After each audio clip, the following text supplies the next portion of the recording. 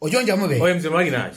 Nitiere kisungu moko ma jok moko ketho ka. Wan wasomo mondo wakony jopiny. Wok wabiyie ni sombwa dhi ka yiem nono. Ok wabiyie. Wakonyo community. Ne Omari koro wuona wach kong'o cha. Iyudo ka kisungu ondik mayom. Ma simple. Mayom kabisa. Nyasaye chel kata class 3 nyalo winjo. Ne osomnegi. Do not drink and drive. Donge. Iyo to ndik mano dholuo wacho niya.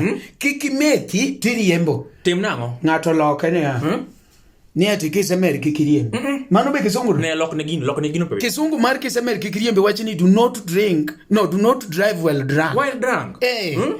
To ma okoni ni do not drive and drink. Tiende niya. Kidwa metho jagari, chung gari. Methi. Kise metho makoro winjo ka dendi tungni maber. Makoro nyama na lak. Makoro inya kata lak. Mi nyama lailo. Mineno ka wangi luorore ni. Murgari. Donge. Riembi. Teni ise metho. To kopo ni ati in kan ni metho kate ba. Chung gari donje ba. Mano ni onge konge gari. Chung gari donje ba. Methi. Kise metho winjo ka koro kata ne iwinjo ka koro ji luorore ni kama. But inyalo kwang mi chope gari. Makoro raboni nyama luongo ne fafuon. Joka ni kon inyalo kwang mi chope gari. Kibe in go.